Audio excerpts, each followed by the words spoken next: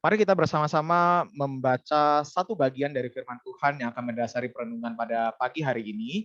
Teman-teman, mari kita melanjutkan perjalanan kita di dalam kitab atau surat ya dari Yakobus pasal 5. Kita buka ayat ke-7 sampai ayat ke-11. Kita akan baca bersama Yakobus 5 ayat 7 sampai ayat yang ke-11. Beginilah bunyi firman Tuhan. Karena itu saudara-saudara, bersabarlah sampai kepada kedatangan Tuhan.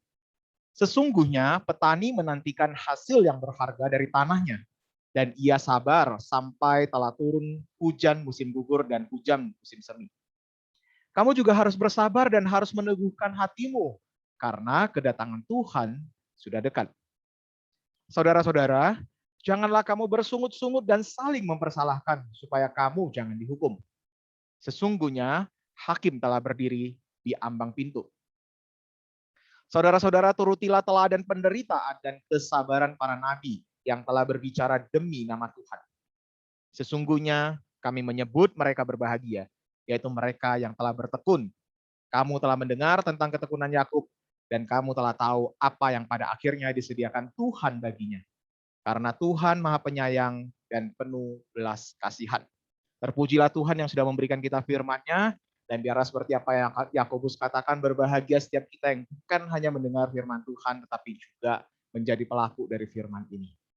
Teman-teman sekalian, mungkin teman-teman sudah terbiasa kali ya dengan studi online ya teman-teman ya. Nah, termasuk saya ini juga awalnya memang nggak senang sih sama kuliah online, tapi lambat laun sudah terbiasa dengan pola kuliah ataupun belajar secara online. Dan akhirnya ketika saya kembali ke kampus beberapa bulan ini dan masih ada kelas yang saya ikuti, ketika diajak untuk berkumpul kembali di kelas dan kuliah secara onsite, saya rasanya nggak enak ya teman-temannya. Kok rasanya lebih enak kuliah online. Mungkin teman-teman juga merasakan seperti itu. Tetapi perasaan kita yang seperti itu berbeda teman-teman, dengan ada seorang yang dari Tarakan, Kalimantan Utara, yang bunuh diri karena tidak kuat belajar online teman-teman. Dan teman-teman, kejadian ini terjadi di Oktober tahun 2020. Memang sudah 1 tahun yang lalu ya. Ada seorang siswa SMP bunuh diri karena tekanan belajar secara daring dan juga tugas yang menumpuk teman-teman. Dan ternyata teman-teman, orang yang bunuh diri ini atau siswa ini bukanlah orang pertama yang bunuh diri karena belajar online se-Indonesia ya. Tetapi dia sudah menjadi orang yang ketiga teman-teman. Dan kasus bunuh diri karena belajar online ini menjadi sorotan dari KPAI ya, Komisi Perlindungan Anak Indonesia, dan mereka menemukan ternyata sekolah secara online itu menimbulkan stres bagi para pelajar, dan mungkin teman-teman juga mengalaminya ya. Karena biasanya kalau kita sebelumnya sekolah secara onsite atau kita hadir di kelas, guru menjelaskan setiap mata pelajaran dengan cukup detail dan kemudian baru diberikan PR ya, diberikan tugas untuk dikerjakan.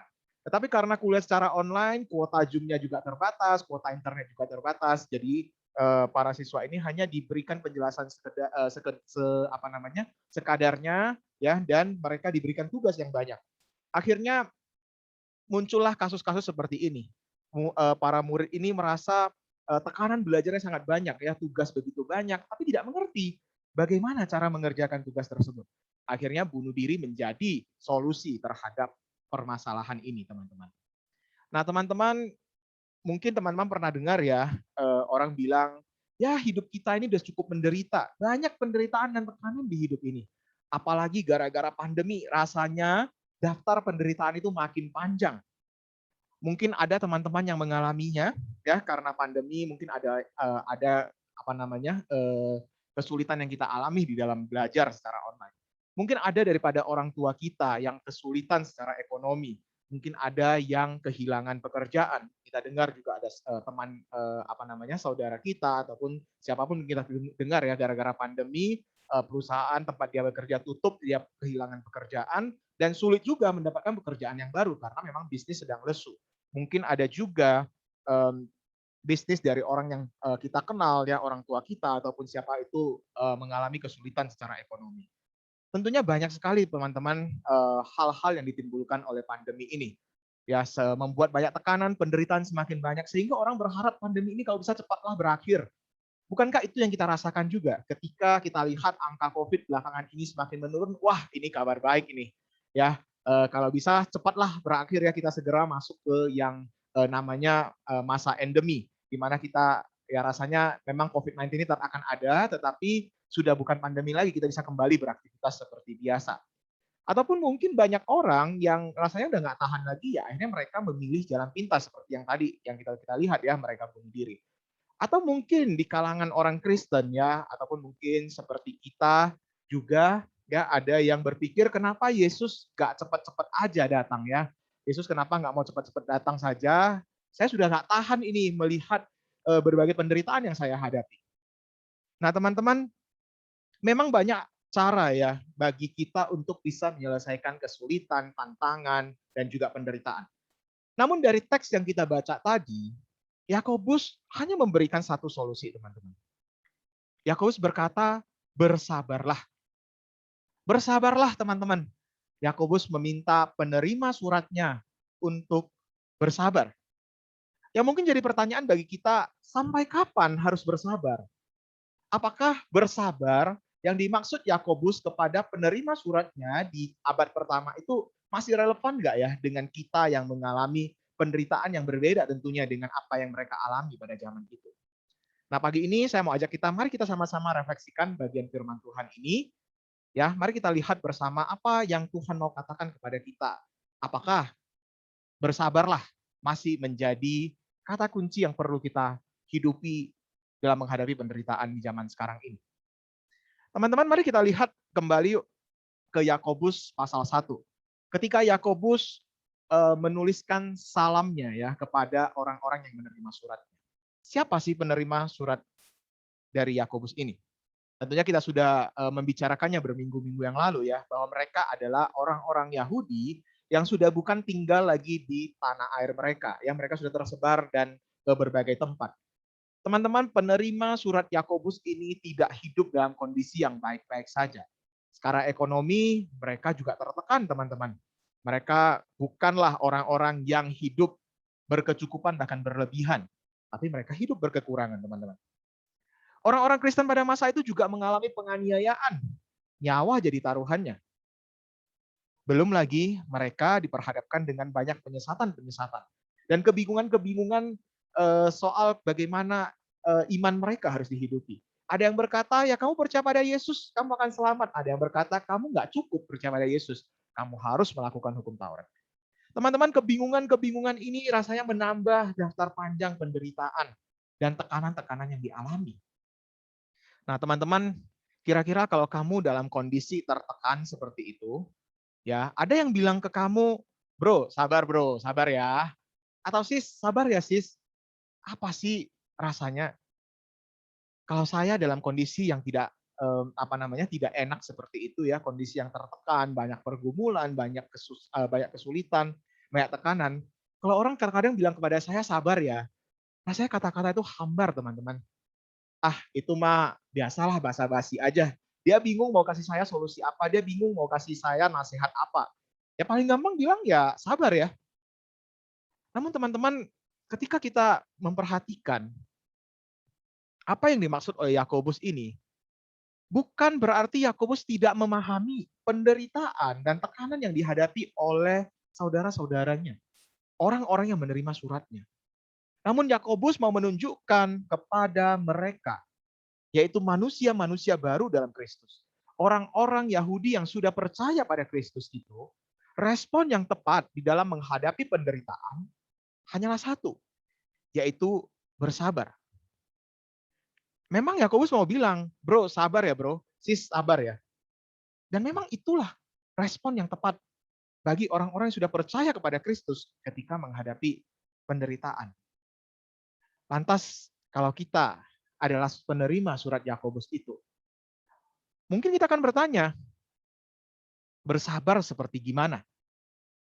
Nah, Yakobus di sini memberikan kepada kita sebuah ilustrasi ya, sebuah contoh yang sangat baik untuk menunjukkan kesabaran seperti apa sih yang perlu kita miliki. Nah, teman-teman tadi kita sudah baca ya, Yakobus menunjukkan petani yang bersabar menanti musim tanam dan musim panen.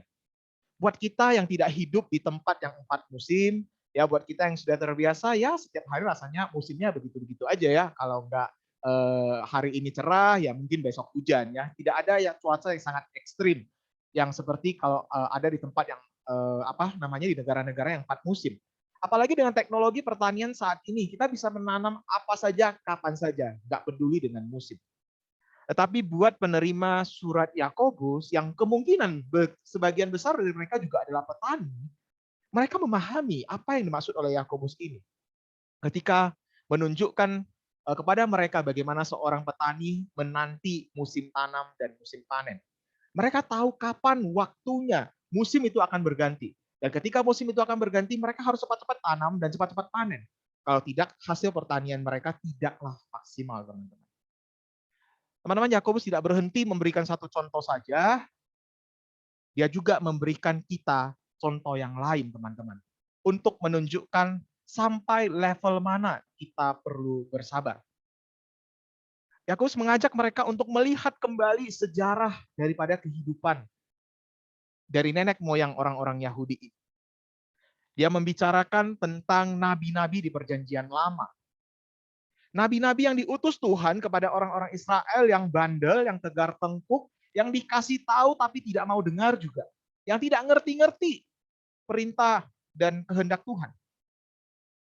Mereka juga bertaruh nyawa, teman-teman, ketika mereka menyuarakan apa yang Tuhan mau katakan kepada umatnya.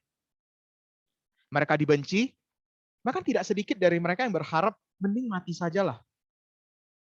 Karena mereka datang dengan maksud dan tujuan yang baik. Mereka mau menyampaikan apa yang Tuhan ingin katakan kepada umatnya. Tetapi nabi-nabi ini malah ditolak. Mereka dianggap bukan membawa kabar baik, tetapi membawa kabar buruk karena isinya adalah penghukuman-penghukuman.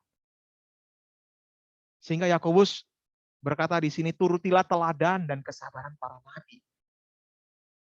Nabi yang seperti Yeremia, yang tetap setia menyuarakan suara Tuhan. Walaupun dia dicampakkan ke dalam perigi, dibiarkan tenggelam dalam lumpur yang dingin, tidak diberi makan, bahkan sampai hampir mati. Dan bukan Yeremia saja, teman-teman. Kalau kita baca kitab nabi-nabi, kita akan menemukan bahwa banyak sekali nabi yang menghadapi penderitaan seperti itu. Sekali lagi, teman-teman, nabi-nabi ini tetap bersabar dan bertahan di dalam kondisi yang mengenaskan sekalipun. Teman-teman, kesabaran ini dibutuhkan ketika kita menantikan kedatangan Yesus yang kedua kalinya. Yakobus mengingatkan para penerima suratnya, selain bersabar, mereka juga perlu meneguhkan hati karena kedatangan Tuhan sudah dekat. Di satu sisi, buat orang-orang yang menderita, ya, yang mengalami banyak tekanan, seperti kita tadi, saya percaya penerima surat Yakobus ini juga pasti pengennya, Tuhan, kamu cepat datanglah. Aku udah nggak tahan ini melihat banyak penderitaan. Aku keluar dari rumah, aku takut ditangkap, dipenjarakan, bahkan dibunuh karena imanku. Banyak penderitaan yang dihadapi para penerima surat Yakobus ini. Tetapi Yakobus sekali lagi mau mengatakan, ya bersabar. Karena kedatangan Tuhan memang sudah dekat. Tetapi dekatnya itu seperti apa?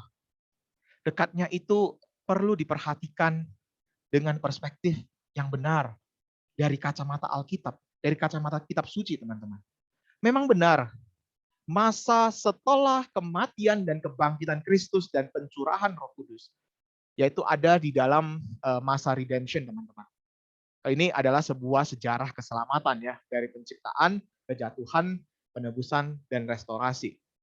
Memang masa setelah Roh Kudus dicurahkan, kita memasuki masa yang disebut dengan zaman akhir, yaitu zaman menantikan kedatangan Tuhan Yesus yang kedua kalinya. Kita menantikan langit dan bumi yang baru, atau yang disebut dengan restoration itu, ketika kita diperbaharui seutuhnya dan kita tinggal bersama-sama dengan Yesus selama-lamanya. Tetapi waktunya Tuhan bukanlah waktunya manusia. Jadi Yakobus di sini mau bilang kepada penerima suratnya, kamu jangan seakan-akan memaksa dong Tuhan Yesus cepat datang. Karena kamu tidak mau bertahan di dalam penderitaan ini. Tuhan punya rencananya sendiri. Tuhan punya pengaturan waktunya sendiri. Jadi, apa yang bisa kamu lakukan? Bro, sis, sabarlah. Itulah yang bisa kamu lakukan. Sabarlah dan tetap teguh dalam imanmu. Sambil kamu menantikan Yesus yang datang kedua kalinya. Dan kesabaran teman-teman ini sangat penting. Karena ketika mengalami tekanan dan penderitaan hidup, orang-orang pasti bisa tergoncang secara emosi. Biasanya orang yang mengalami banyak permasalahan dalam hidupnya, ya kita lihat saja mungkin diri kita sendiri juga. Ketika kita mengalami banyak tekanan, ya banyak kesulitan, pasti emosi kita gampang tersulut. Kita gampang marah. Mungkin juga kita akan bersungut-sungut, komplain kepada Tuhan, kepada siapa aja lah. Apa yang bisa kita komplain, kita komplain. Kita saling menyalahkan. Dan pada akhirnya, yang bisa terjadi, ketika kita berkumpul dengan saudara-saudara seiman, yang ada adalah perpecahan. Karena emosi yang tidak terkendali itu. Bukan kesatuan daripada tubuh Kristus, seperti apa yang Tuhan inginkan. Oleh karena itu, Yakobus menyadari hal ini dan dia mengatakan sekali lagi kepada penerima suratnya, kesabaran ini kamu butuhkan. Dan kesabaran ini perlu kamu hidupi, bukan hanya kamu ketika kamu hidup seorang diri, tapi ketika kamu berada di dalam komunitas orang percaya. Ketika kamu bersama dengan saudara-saudara seimanmu, yang ketika kamu sabar, kamu bisa membagikan kasih yang sudah kamu terima dari Tuhan. Dan ketika kamu sabar, kamu tidak akan gampang naik darah. Justru, kamu akan lebih gampang untuk menguatkan sesamamu. Kamu akan lebih gampang memberikan nasihat, memberikan penguatan kepada saudaramu yang sedang bergumul dan mengalami banyak tekanan juga. Sehingga kalian bisa saling menguatkan. Dan kesatuan tubuh Kristus itu bisa tercipta, teman-teman. Teman-teman masih ingat bukan? Kesabaran adalah salah satu rasa dari buah roh. Dan buah roh ini adalah sesuatu yang Tuhan berikan melalui Roh Kudus ketika kita percaya padanya. Kesabaran ini bukanlah sesuatu yang dihasilkan karena usaha kita mau menjadi orang sabar.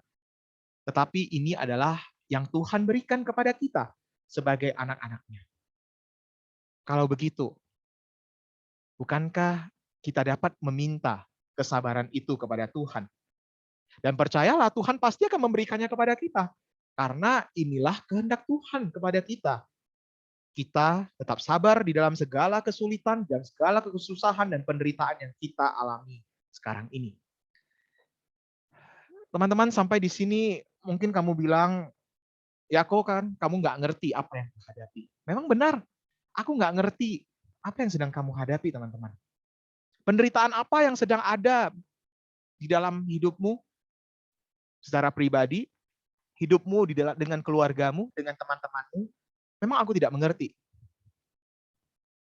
Penderitaan itu mungkin berkaitan dengan kesehatan, kondisi kesehatanmu, ataupun mungkin masih ada anggota keluargamu yang terbaring di rumah sakit, mungkin masih ada yang terpapar virus dan belum pulih sampai hari ini.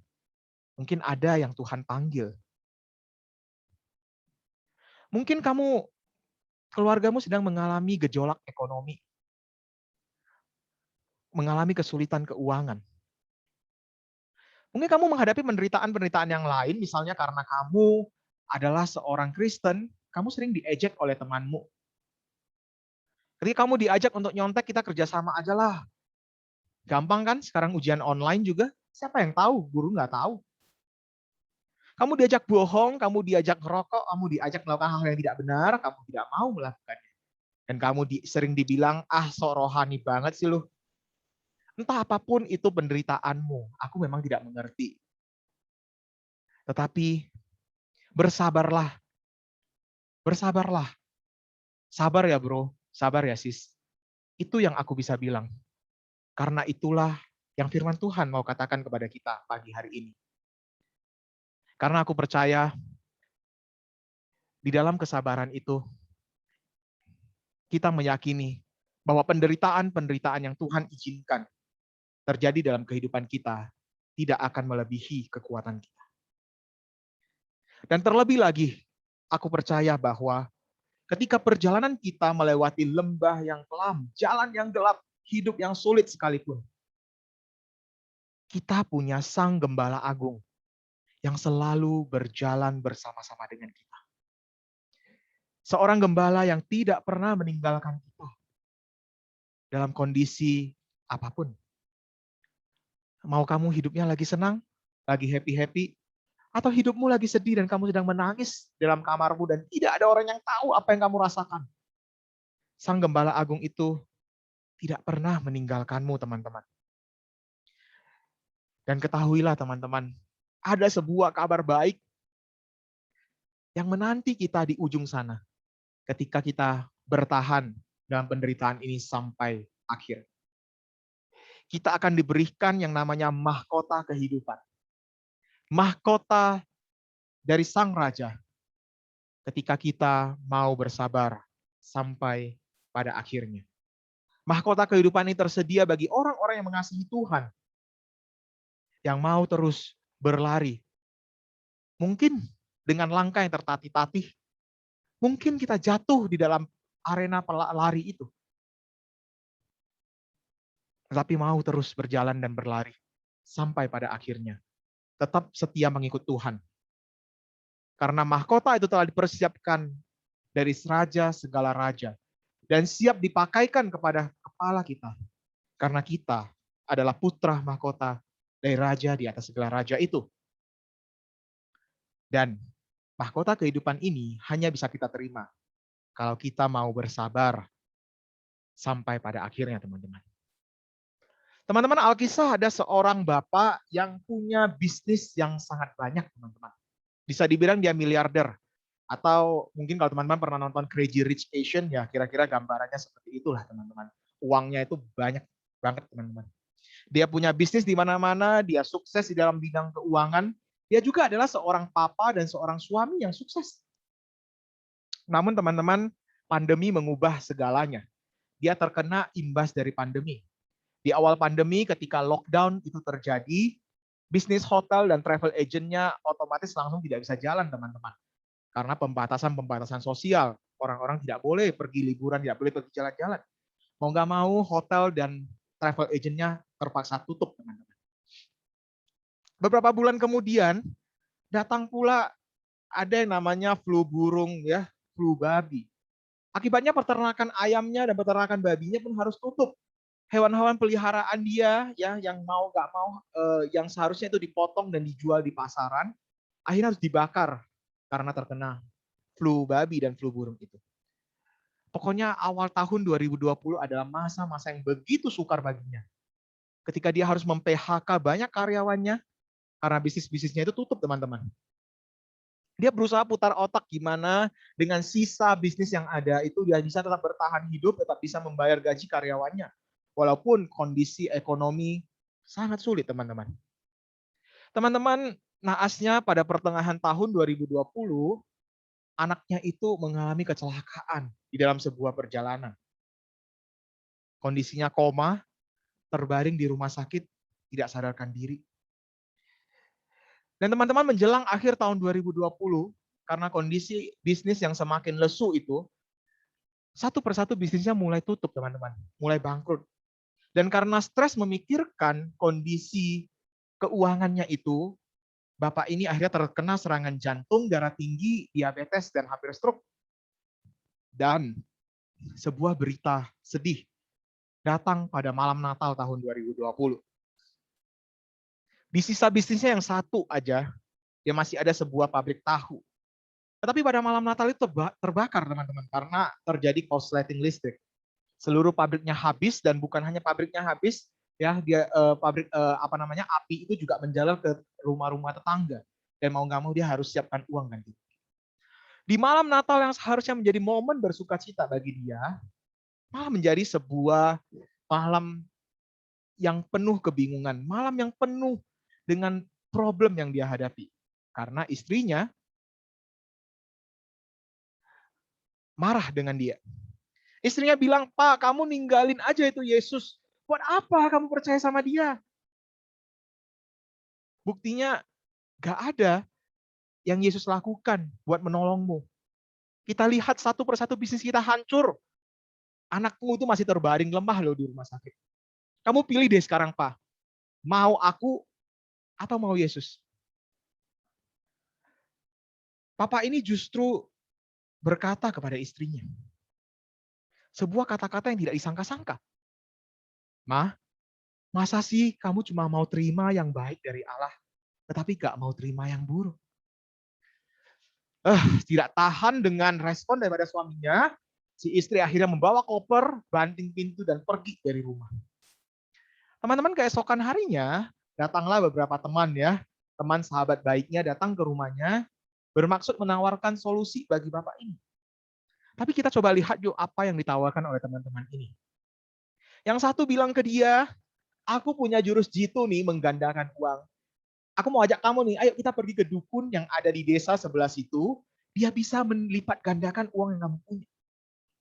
Yang satu lagi bilang kepadanya, ini loh aku bawa air yang sudah di jampi-jampi. Kamu minum sedikit, sisanya kamu ini aja kibas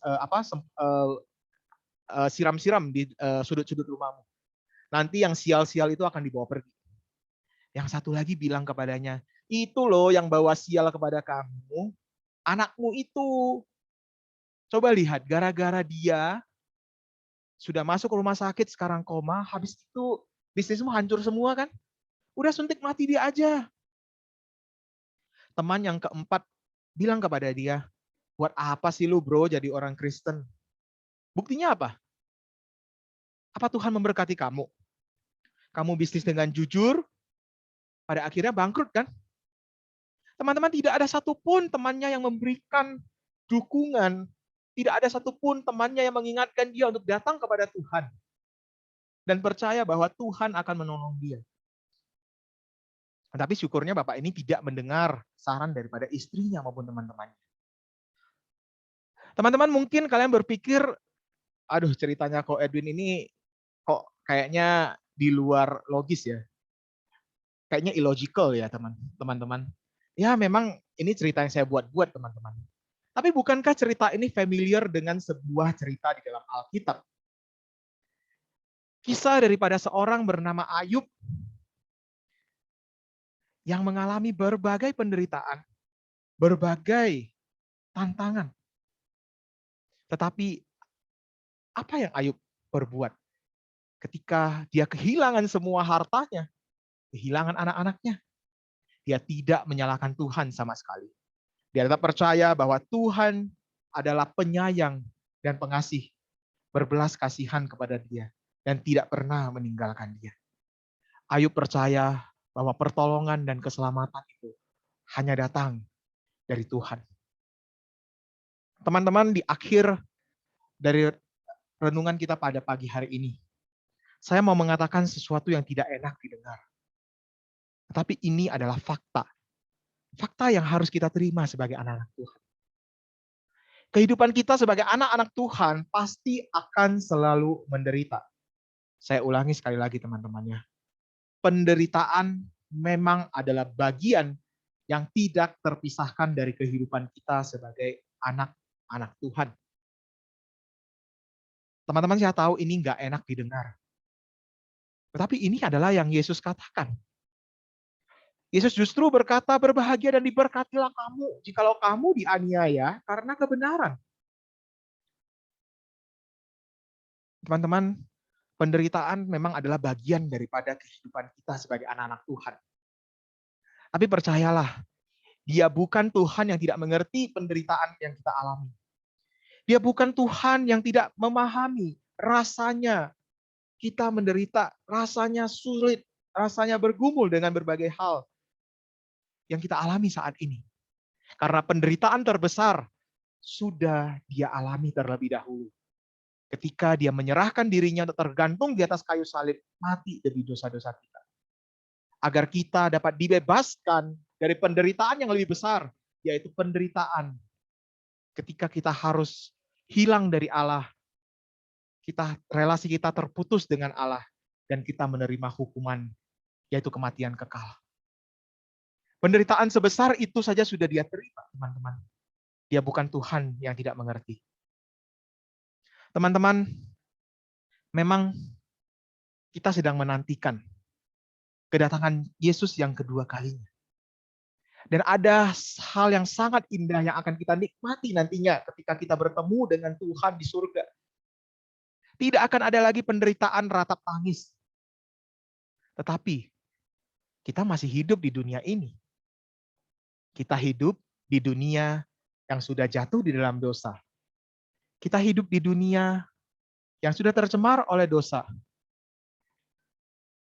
Teman-teman, tidak ada pilihan lain selain bersabar di dalam masa-masa yang sulit. Oleh karena itu, mari kita minta Roh Kudus menolong kita. Menolong kita untuk bisa bersabar di dalam penderitaan. Sambil kita menantikan kerajaan Allah itu dinyatakan dengan sempurna.